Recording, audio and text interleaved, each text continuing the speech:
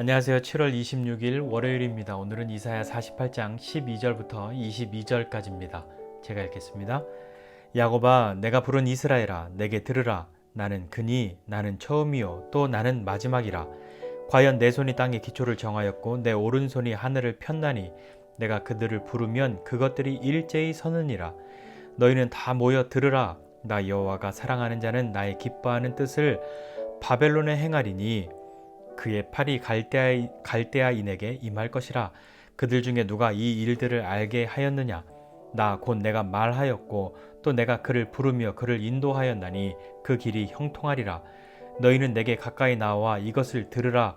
내가 처음부터 비밀이 말하지 아니하였나니 그것이 있을 때부터 내가 거기에 있었노라 하셨느니라. 이제는 주 여호와께서 나와 그의 영을 보내셨느니라. 너희는 구속자시요 이스라엘의 거룩하신 이이신 여호와께서 이르시되 나는 내게 유익하도록 가르치고 너를 마땅히 행할 길로 인도하는 내 하나님 여호와라. 내가 나의 명령에 주의하였더라면 내 평강이 강과 같았겠고 내 공의가 바다 물결 같았을 것이며 내 자손이 모래 같았겠고 내 몸의 소생이 모래알 같아서 그의 이름이 내 앞에서 끊어지지 아니하였겠고 없어지지 아니하였으리라 하셨느니라. 너희는 바벨론에서 나와서 갈대아인을 피하고 즐거운 소리로 이를 알게 하여 들려주며 땅끝까지 반포하여 이르기를 여호와께서 그의 종 야곱을 구속하셨다 하라. 여호와께서 그들을 사막으로 통과하게 하시던 때에 그들이 목마르지 아니하게 하시되 그들을 위하여 바위 위에서 물이 흘러나게 하시며 바위를 쪼개사 물이 솟아나게 하셨느니라. 여호와께서 말씀하시되 악인에게는 평강이 없다 하셨느니라. 아멘. 오늘 읽은 이 이사야 48장 본문 말씀을 보니까요. 처음에 12절부터 16절까지를 보면 반복해서 나오는 말이 있습니다. 뭐냐면 들으라 들으라 들으라죠. 내게 들으라, 다 모여서 들으라, 내게 가까이 나와서 이것들을 들으라 이렇게 말씀하고 계십니다. 들으라 라고 말씀하시는 이유는 뭐냐면 말씀하시기 때문에 우리가 들을 수 있기 때문에 들으라고 하시는 거죠. 하나님이 우리에게 말씀하지 않으시면서 들으라고 말씀하시지는 않지요. 하나님이 처음 12절에 내게 들으라 말씀하시면서 나는 처음이요 나중이다 말씀하셨고 다 모여서 들으라 내 뜻을 행할 것이다 하시면서 실상은 이제 고레스를 통하여서 바벨론을 이기고 이제 바벨론에서 그 포로에서 끝나고 다시 돌아가게 되는 그 역사들을 하나님이 구하시는 그 일들을 시작하시겠다. 그것을 들으라 이야기하는 거죠. 16절에는 또 들으라고 말씀하시면서 내가 너희에게 비밀스럽게 이 이야기를 하지 않았다 라고 말씀하십니다. 다 들을 수 있고 다 알 수 있도록 말씀하셨던 거죠. 잘 들어야 합니다. 뭘 들어요? 새 일을 하실 것을 들어야 하는 거죠. 이제 이 바벨론에서의 시간이 끝나고 다시 돌아가는 그 일들을 하나님이 하실 겁니다. 그런데 다시 한번 생각하는 거죠. 뭘 생각하냐면 하나님이 우리에게 들으라고 말씀하시는 것은 분명히 우리에게 말씀하시기 때문입니다. 내가 들을 수 있기 때문에 하나님이 들으라고 말씀하시는 거죠. 그 이후에 그 다음 17절부터는 하나님이 탄식하십니다. 왜 탄식하시냐면요. 17절에 보니까 구속자이신 하나님, 그 하나님은 우리에게 유익하도록 가르치시는 분이시고 마땅히 행할 길을 인도하시는 하나님이시다 이렇게 말씀합니다. 근데 그 하나님이 탄식하시는 거죠. 이 마땅히 행할 길은 뭔가요? 여기 마땅히 행할 길이라고 하는 것은 이제 다시 귀향하는 그 길, 또 다른 의미에서는 하나님께로 돌아가는 그 길을 인도하시는 하나님이 탄식하세요. 18절에 이렇게 탄식하십니다. 내가 나의 명령에 주의하였더라면, 내 말을 좀 잘 들었더라면, 내가 했던 것들을 좀 귀 기울여 들었더라면, 그렇다면 어떻게 되었을까? 내 평강이 강 같고 내 공의가 바다 물결 같았을 것이고 내 자손이 모래알같이 많아서 끊어지거나 없어지지 않았을 것인데 라고 말씀하는 거죠. 그러나 하나님의 명령을 듣지 않았기 때문에 그분의 명령에 주의하지 않았기 때문에 어쩌면 지금 이들에게는 평강도 공의도 없는 것이죠. 어제 주일 말씀에 나누었지만 진실함과 공의가 없다라고 말하는 거죠. 하나님의 탄식은 뭘까요? 하나님이 탄식하셨다라고 하는 것은 어떻게 보면 내 입장에서는 내가 크게 후회할 일이지 않았을까요? 하나님이 나를 보시면서 탄식하십니다. 그러면 나에게 어떤 일이 일어난 걸까요? 우리도 주위의 사람들, 내가 아끼는 사람들, 잘 아는 사람들 향해서 탄식한다, 막 이렇게 한다면 얼마나 안타깝고 아깝고 후회스러운 일들일까요? 이렇게 하지 말았어야 하는데, 이렇게 했어야 하는데 하는 그런 때가 아니었을까요? 하나님의 탄식은 우리에게 있어서, 나에게 있어서는 내가 후회할 만한 그런 일, 그런 시간들일지도 모릅니다. 우리 인생 가운데에서 하나님께서 정말 탄식하셨을 것만 같은 그런 때는 언제였을까요? 각자의 인생에서 짧게는 20몇 년, 길게는 더 길게 이렇게 살아오면서 하나님이 내 인생에서 탄식하셨을 것만 같은 때가 언제라고 생각하십니까? 하지만 하나님은 우리의 모든 길을, 그리고 내 모든 생각과 내 모든 선택과 그걸 다 아시는 분이시기 때문에 정말 최고의 인도하심과 이끄심으로 우리를 도우시고 우리와 함께 하실 수 있는 분이십니다. 하나님이 내 계획을, 내 생각을, 내 선택을, 내가 가는 길을 모르셨다면 하나님도 당황하실 때가 있겠죠. 때로는 조금 모자라고 실수할 때도 있겠죠. 부족하고 이게 아니었을 텐데 라고 할 때가 있었겠지만 하나님은 그런 분이 아니시란 말입니다. 하나님은 우리의 모든 것을 아시기 때문에 가장 필요한 일들을, 가장 필요한 도움들을, 가장 최고의 것들을 우리에게 주시는 분이시란 말입니다. 그 하나님은 포로에서 구원하시는 하나님이란 말이에요. 바벨론에서 이 포로에서 돌아오는 것은 이전에 이스라엘 사람들이 경험하였던 것은 출애굽이잖아요. 애굽에 종살이했던 것에서부터 나왔던 건데요.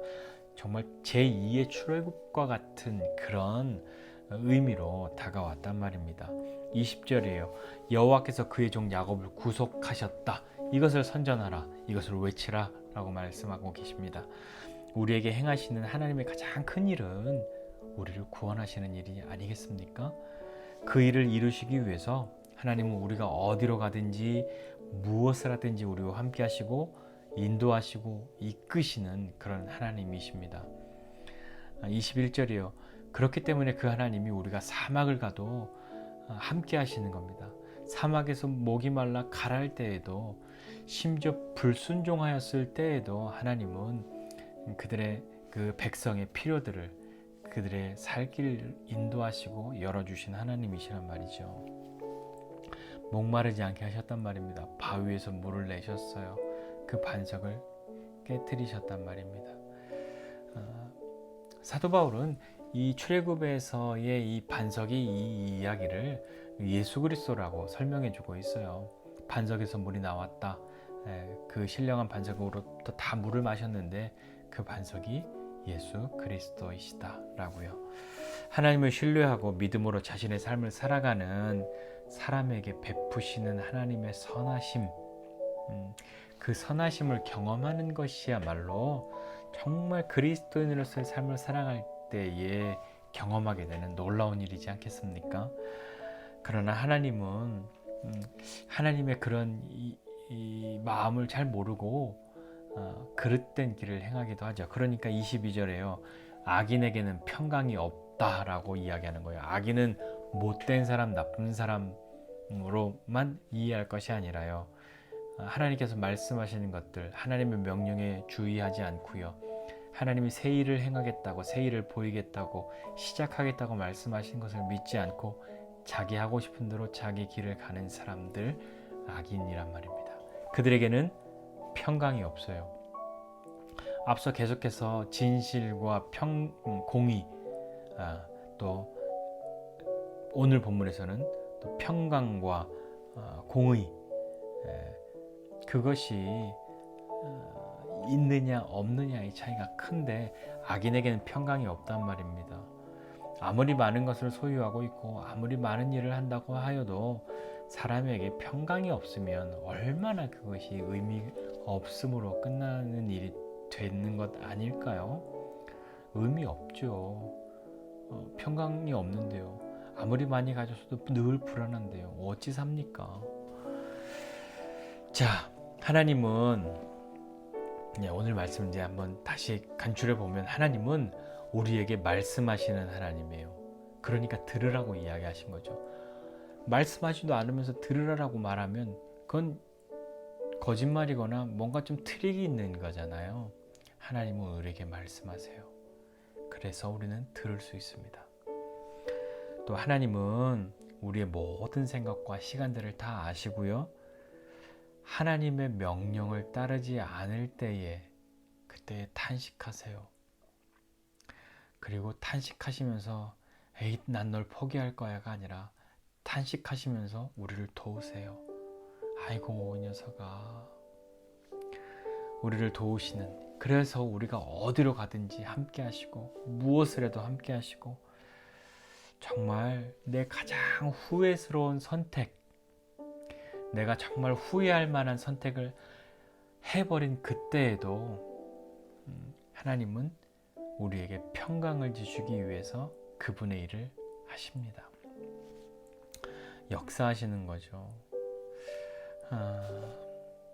하나님이 우리가 하나님의 뜻을 잘 따라갈 때에만 평강 주시는 것이 아니라 하나님은 우리의 좋으신 아버지이신 하나님은 정말 탄식하시면서, 하나님의 탄식은 내 후회의 때가 많은데 내가 후회할 만한 선택을 해버린 그때 하나님이 탄식하시면서도 우리에게 그 후회의 선택을 평강으로 바꾸시기를 원하셔서 역사하시는 하나님이라는 것을 잊지 말고, 그 하나님이 오늘도 나와 함께 하신다는 그걸 믿고 담대하게 살아가는 저와 여러분 모두가 되시기를 주님의 이름으로 축복합니다. 기도하겠습니다. 하나님 아버지, 은혜와 사랑을 감사드립니다. 하나님, 정말 하나님의 말씀을 듣고 싶은데 하나님은 왜 나에게 말씀해 주시지 않느냐고 주님께 말할 것이 아니라 내가 들을 수 있도록 말씀하시는 하나님, 그 하나님을 잘 듣는 사람 되도록 은혜를 베풀어 주십시오. 하나님 마음 알게 하여 주시고 그 하나님이 내게 어떤 일 행하시는 분이신지 알게 하여 주셔서 하나님의 뜻 따라가는 사람 되게 해 주십시오.